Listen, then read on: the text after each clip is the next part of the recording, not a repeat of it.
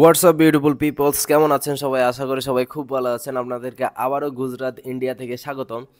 আজকের যে ভিডিওটা করতে যাচ্ছি এটা হচ্ছে র্যান্ডম ভিডিও। আমার এখানে আমি থাকি হচ্ছে বরোদাতে। এই বরোদায় র্যান্ডম ভিডিও আপনাদের সাথে করতে যাচ্ছি। আমি কোথায় যাচ্ছি, আজকে একটা কিছু টুকিটাকি কিছু কাজ আছে, তো সেই কাজগুলোতে আপনাদেরকে সবাইকে সাথে নিয়ে যাব। আর আপনারা সবাই আশা করি ভিডিওটা এনজয় করবেন। সবার আগে একটা দুঃখের ব্যাপার বলে থাকি, এই ভিডিওতে আমি পরে দিয়ে বাসায় এসে ভয়েস দিচ্ছি, কারণ ভিডিও অলমোস্ট 3-4টা ভিডিও করছি, 8-10 কিলোমিটার ঘুরছি, তারপরে ভিডিও চেক করে দেখতেছি কোনো ভয়েস নাই। তো এত কষ্ট করে আপনাদের জন্য ভিডিও এডিট করে আবার বাসায় এসে ভয়েস দিচ্ছি, সো আপনারা বুঝতে পারতেছেন প্যারাটা কি। তো আপনাদের সবাইকে রিকোয়েস্ট করবো, যারা যারা দেখতেছেন সবাই বেশি করে ফলো করে দিবেন আর ভিডিওটা শেয়ার করে দিবেন। তো ভিডিওটা এনজয় করতে থাকেন।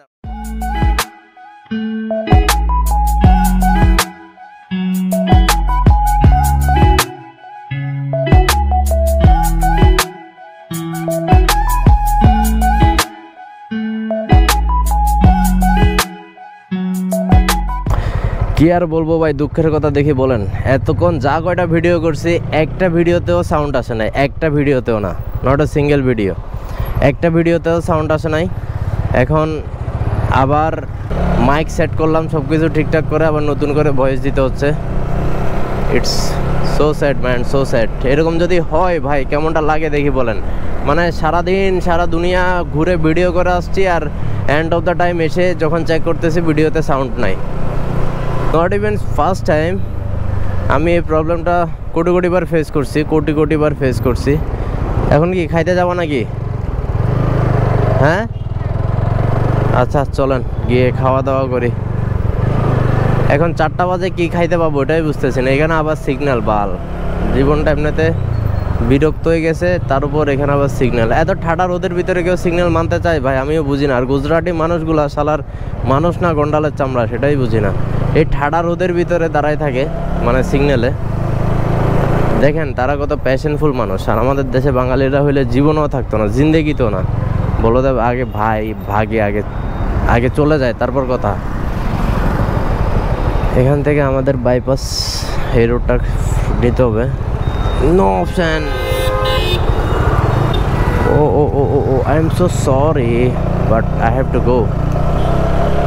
গাড়িটা 3rd গিয়ারে রেখে আমি রাস্তা ক্রস করতেছি। দেখেন কত পুরা নার্ভাস হয়ে গেছে।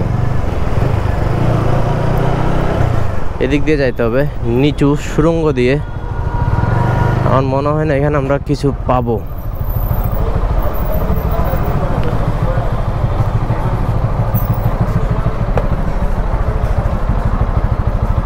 হ্যাঁ দিদি, হ্যাঁ না। ওকে, তো এটা হচ্ছে আমার গুজরাটি থালি। এই যে দেখতে পাচ্ছেন, এখানে আছে হচ্ছে আলু দিয়ে সবজি, তারপর মটরের একটা ডাল, তারপর হচ্ছে ডাল, তারপর হচ্ছে ভাত। এটা হচ্ছে ভেজ। কিছু করার নাই, এখানে গুজরাটে ননভেজ পাওয়াটা খুব মুশকিল, মানে খুব মুশকিল, ভেরি রেয়ার কেস। এখানে ডাল ভাত আর আলু সবজি দিয়ে খেতে হয়, এটাই হচ্ছে অপশান। যাই হোক, খাবারটা এনজয় করতেছি। ননভেজ কিছু একটা খেতে চান তাহলে আপনাকে ওটার জন্য স্পেশাল টাইম বের করে দূরে কোথাও যেতে হবে, আর সব সময় সব জায়গায় এটাই মিলে। ওকে, লাঞ্চ করতেছি 4টা বাজে, অলমোস্ট 3:44। হ্যাঁ, almost near to 4 o'clock, almost 4টা বাজে। ঠিক আছে, তো খাওয়া দাওয়া শেষ করে আপনাদের সাথে দেখা হচ্ছে ডাইরেক্ট ককপিটে। Okay, by. ঠিক আছে, তো খাওয়া দাওয়া শেষ করে এখন রওনা দিছে হচ্ছে এক্সিবিশন দেখার উদ্দেশ্যে, মানে আমার ডিপার্টমেন্টের দিকে। এ দেখেন আরেক গাড়ি, দেখেন মানে এটা কোনো কথা ভাই? আমি তো এখনই মেরে দিতাম আরেকটু হইলে। হ্যাঁ, রাস্তার মাঝখানে অটো মোটো রিক্সা সব কিছু চলে আসছে, আমি আরেকটু হলে দিছিলাম লাগাই ভাই। এই যে আপনাদের বললাম না, ইন্ডিয়ার একটা সবচেয়ে বড় সমস্যা সেটা হচ্ছে এখানকার মানুষ, যথেষ্ট ট্রাফিক রুলস আছে ঠিক আছে, কিন্তু তারপরও মানুষ বেপরোয়া। গাড়ি কোত্থেকে কোথায় কিভাবে চালায় তাদের কোনো আতাপাতা নাই, মানে তাদের কোনো ইয়া নাই। যেমনে মন চায় তেমনে চালায় গাড়ি, ঠিক আছে, যেমন খুশি তেমন সাজ, একটা ব্যাপার আছে না বাংলাতে। এদের কথা যে যেমনে মন চায় তেমনে চালাবো, মানে এখন এর কারণে কার কি হইলো না হইলো ইটস ডোন্ট কেয়ার।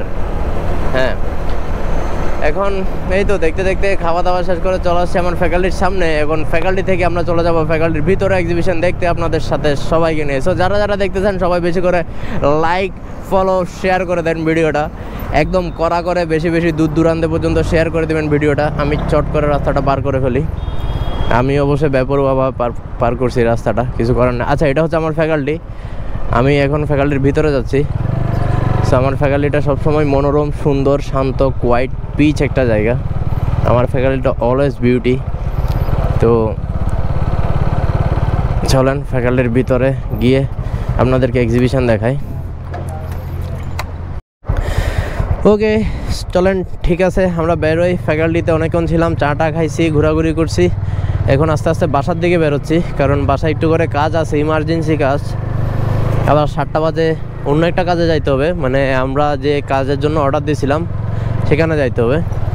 এখন ফ্যাকাল্টি থেকে বের হয়ে গেলাম, আবারও সে আমাদের পরিচিত হাইওয়ে। আমি সবসময় হাইওয়ে বলি, কারণ হচ্ছে আমাদের বাংলাদেশের হাইওয়েগুলো হচ্ছে এরকম, এখানে লোকাল ওয়ের মতো। এখানের হাইওয়েকে বলা হয় এক্সপ্রেসওয়ে। ওকে, তো এখানের এক্সপ্রেসওয়েগুলো হচ্ছে অনেক বিশাল, মানে 3, 4, 5 লাইনের রাস্তা।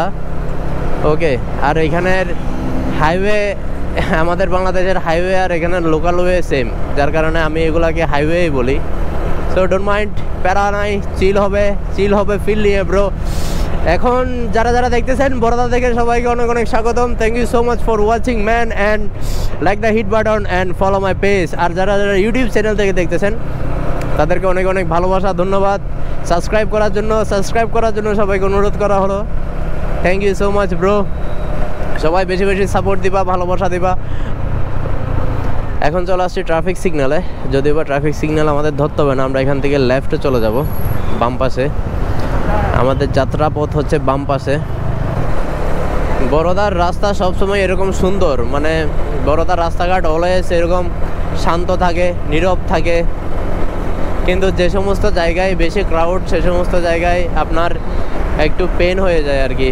আবার আরেকটা সিগন্যাল, আপনাদেরকে যেটা বলেছিলাম, এখানে সব জায়গায় শুধু সিগন্যাল আর সিগন্যাল। তো আপনাকে অবশ্যই সিগন্যাল মানতে হবে, সিগন্যাল অপেক্ষা করতে হবে। So there is no other option. Oh we are lucky man, signal is on. আমরাও এসে পৌঁছাইছি, সিগন্যালটাও খুলে গেছে, আর সেই সুযোগে আমরা বেরিয়ে গেলাম। আমি ভাবছি এই সিগন্যালটা কিন্তু সবথেকে বড় একটা সিগন্যাল, মোর দেন 1 মিনিট এই সিগন্যালটা থাকে। তো সেদিক থেকে 1 মিনিট আর দাঁড়াইতে হলো না রোদের ভিতরে। আমার বাসা অবধি পুরো রোডটাই হচ্ছে এরকম বিশাল, মানে ফিল আসে আর কি। এদিকে ড্রাইভিং করে, এদিকে ব্লগিং করে, এদিকে ভিডিও করে, একটা আলাদা একটা ফিল পাওয়া যায়। দেখেন সবার প্রিয় KTM RC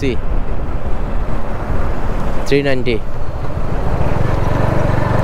যেগুলো আমাদের বাংলাদেশে এখনও স্বপ্ন, সেগুলো এখানে আমি রেগুলার দেখতেছি, প্রতিদিন দেখতেছি, এবং প্রতিটা রাইডে যখনই বের হই তখনই দেখি। আর এখানে একটা ইয়ামাহা শোরুম ছিল, শোরুমটা ওকে ফেলে আসছি। ইয়ামাহার একটা বিশাল বড় শোরুম ছিল। আচ্ছা, সামনে একটা KTM শোরুম আপনাদেরকে দেখাবো।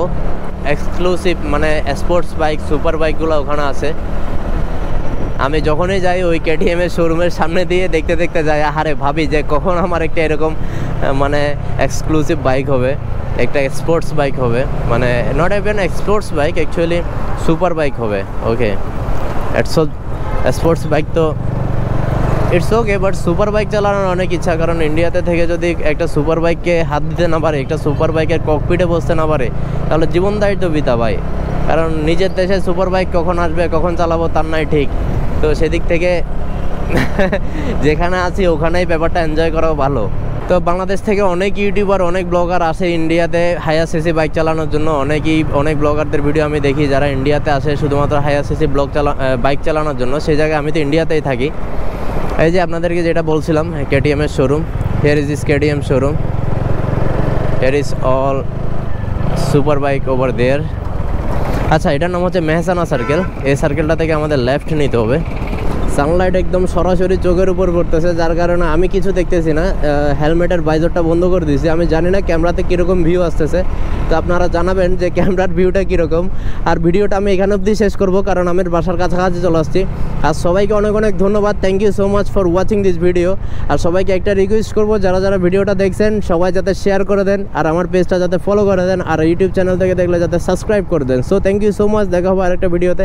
By bye, till then stay good, stay happy.